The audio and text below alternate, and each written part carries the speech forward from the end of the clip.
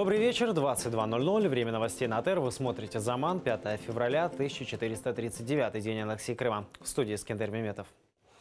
Подконтрольный Кремлю Верховный суд Крыма сегодня рассмотрел только 4 из 10 апелляционных жалоб в отношении крымских татар. В прошлом году около 100 жителей полуострова вышли на одиночные пикеты против произвола оккупационных властей. Почти всем крымчанам выписали штрафы от 10 до 15 тысяч рублей. Апелляционные жалобы сегодня начали рассматривать в полдень. Об их результатах подробнее в сюжете. Будут репрессировать, будем выходить. Эскендер Люманов приехал на суд с подзащитным Нариманом Дервишевым. Он из Джанкоя. Сегодня рассматривает его апелляционную жалобу. Дервишев не согласен с обвинением. Оккупационные власти считают его участником несанкционированных массовых мероприятий, замаскированного под одиночные пикеты. За это его оштрафовали на 10 тысяч рублей. Хотя суд его жалобу отклонил, сам Нариман виновным себя не считает. Организатор кто это все организовывает, кто организовывает? Кого из домов забирают? Кто вообще потерялись, нету уже в Крыму. Мы не знаем, где они находятся, живы, не живы. Там матеря, дети ждут их дома. Я имею в виду, которые без вести пропали. Это организаторы, вот они организовывают, и приходится вот так выходить, сказать свое мнение. На судебное заседание люди приехали с Симферопольского, Красногвардейского районов, Алушты и Джанкоя. Заседание было открытым для слушателей, но снимать судья запретила. Рассмотрение каждого дела продолжалось около часа. На повестке дня 10 апелляций. Ростем Асанов, защитник Ахтема Алиева, утверждает, в материалы дела вписали заведомо ложные показания. У моего подзащитного не изымались плакаты. В деле включены материалы экспертиз, которые не имеют никакого вообще отношения к плакату моего подзащитного. Ходатайство в устной форме исключить данные материалы из дела суд проигнорировал. Считает, что это аргумент.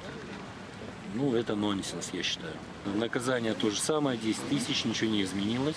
В прошлом году, 14 октября, на полуострове прошла серия одиночных пикетов против репрессий силовиков в отношении крымских татар.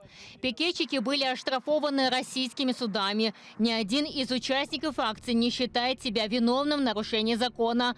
У всех позиция одна – вышли с протестом на дороге, потому что уже не могли молчать о беспределе российских силовиков. Со всей душой хотел выйти, крикнуть, сказать: остановитесь, хватит преследовать. Нельзя было молчать. То есть единственный вариант выразить свое мнение я видел, это только одиночный пикет. В то же время, что не конфликтовать с властью, то есть он разрешенный, дозволенный. Подконтрольный Кремлю Верховный суд рассмотрел только 4 апелляционных жалоб. Ходатайства были отклонены. Права крымских татар в очередной раз проигнорировали, говорят защитники. Жалобы других рассмотрят в течение недели.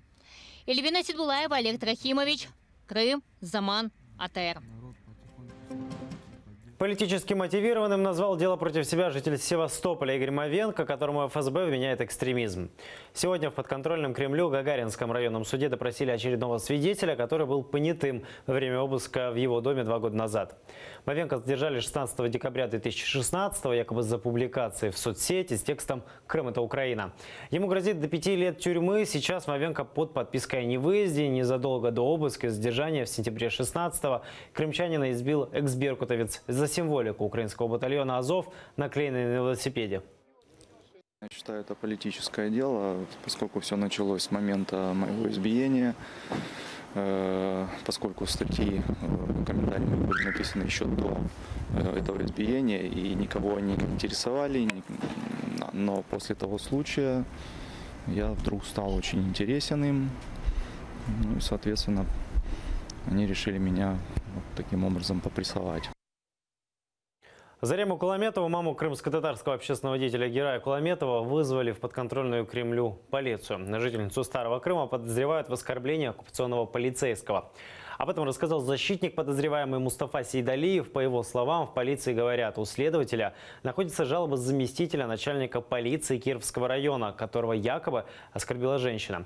В отделении Зарима Куламетова и ее сын отказались от дачи показаний, сославшись на 51-ю статью Российской Конституции. Защитник не исключает, что против женщины откроют уголовное производство об оскорблении полицейского.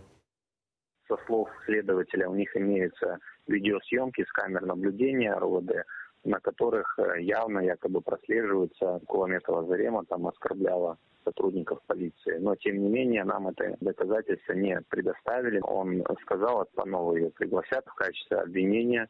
Учитывая всю реальность, которая сейчас проходит, думаю, это посыл всему крымско-татарскому народу, населению в Крыму о том, что все-таки это репрессии в отношении них. Таким путем они пытаются запугать наш народ.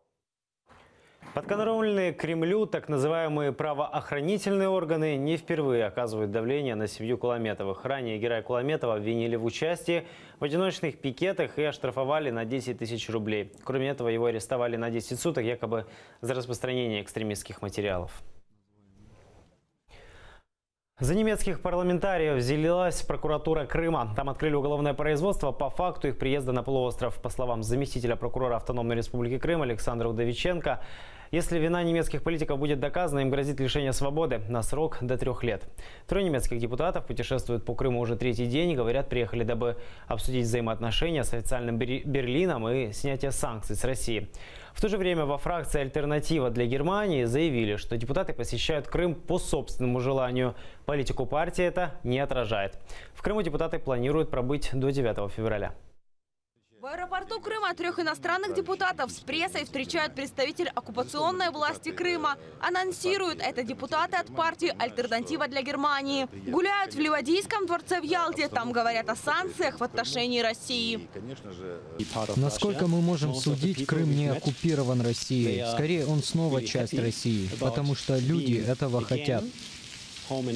Санкции должны быть прекращены. Это несправедливо по отношению к людям, особенно учитывая тот факт, что американцы не очень заинтересованы в применении этих санкций. К депутатам, которые посещают аннексированный Крым, обязательно должны быть применены санкции, считают в украинском парламенте. Подобные случаи свидетельствуют о привлечении партнеров из России. А якщо дійсно діють санкції, вони повинні діяти і стосовно тих посадових осіб, які порушують ці санкції. Ці санкції ввела не Україна, ці санкції вводив Європейський Союз. Ці особи є громадянами Німеччини, яка є членом Європейського Союзу. Тому є всі підстави, як це зробити і врегулювати. Посол Украины в Германии Андрей Мельник также напомнил о последствиях. Безвідповідальний вояж кількох німецьких політиків із партії «Альтернатива для Німеччини» місцевого масштабу до незаконно окупованого українського Криму може мати для цих горе-депутатів дуже і дуже плачевні правові наслідки. Шкода, що наші попередження досі не сприймаються серйозно. Визит немецких праворадикальных политиков в Крым уже раскритиковали в правительстве Германии. Соответствующее заявление в своем твиттере разместил официальный представитель правительства Германии Штефан Зейберт. Это уже не первый демарш иностранных политиков, которые демонстрируют лояльность Кремлю. В прошлом году, в октябре, оккупированный полуостров посетили итальянские депутаты и бизнесмены. Еще раньше несколько европарламентариев. Виктория Облязова, Эльдар Исматов, Заман, АТР. Около 4000 мировых деятелей культуры поставили свои подписи в поддержку Олега Сенцова. Посольство России в Париже передали петицию писателей, философов, деятелей искусства и культуры со всего мира с призывом освободить осужденного в России украинского режиссера и крымчанина Олега Сенцова. О начале сбора подписей объявили в ноябре прошлого года французские активисты. Петицию опубликовали в газете «Либерасьон», затем на сайтах «Новой газеты» и польской газеты «Выборча». Украинский режиссер Олег Сенцов отбывает 20-летний срок в исправительной колонии в Сибири. Его вместе с Александром Кольченко задержали российские спецслужбы в Крыму в мае 2014-го. Их признали виновными в организации терактов на полуострове. Обвиняемые свою вину не признали.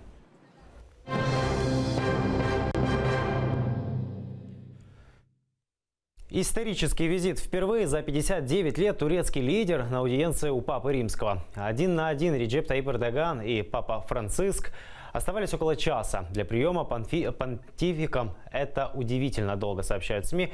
О чем говорили и как отреагировали на визит турецкого лидера политики и простые люди. Далее в нашем сюжете. Папа Римский принял Реджепа Таипа Эрдогана вместе с женой в частной аудиенции в Апостольском дворце. Почетный караул, долгий переход дворцовыми коридорами, фото на память и подарок от папы. Медальон с изображением ангела мира. Это ангел мира, который победит демонов войны, цитирует клирика агентства католических новостей. Впрочем, говорили больше о войне. Понтифика беспокоит военная операция, которую Турция развернула против курдов на севере Сирии в городе Африн.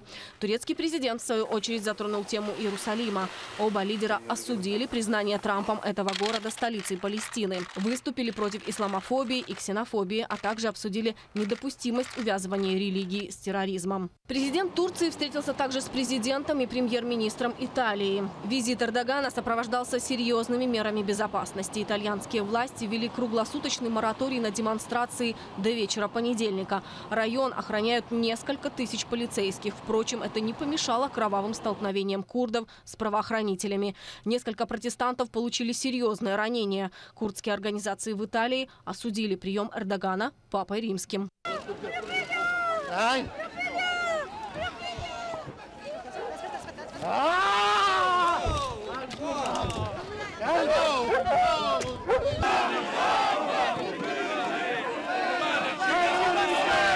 Елена Шустова, Заман, АТР.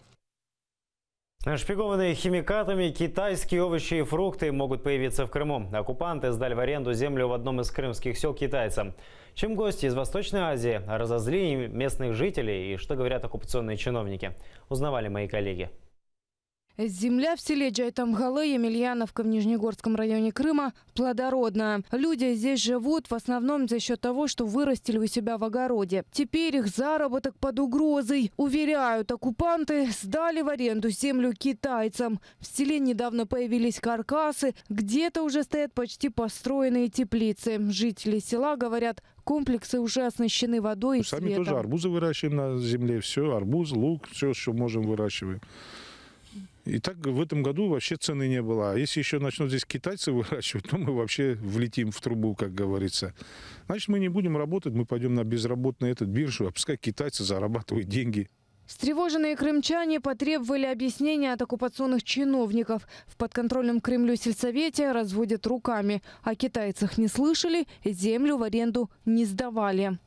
Нет, останавливать мы не будем. Если это законно, человек должен предоставить законность документов. Разрешения для прокладку каких-то коммуникаций у нас не брались. С нашей стороны мы только можем подтвердить, что у нас документы никто нам не предоставлял. И мы ничего не давали разрешения для ведения каких-либо земляных работ. Местные жители опасаются не только конкуренции. Китайцы давно получили имидж аграриев, которые активно используют пестициды для выращивания урожая в России. Этот факт даже не отрицают пропагандистские федеральные каналы. Опасные для здоровья овощи и фрукты появились на прилавках Приморья. Содержание химикатов в них в несколько раз превышает норму. Специалисты выяснили, что выращивают их граждане Китая. Они буквально пичкают продукцию нитратами.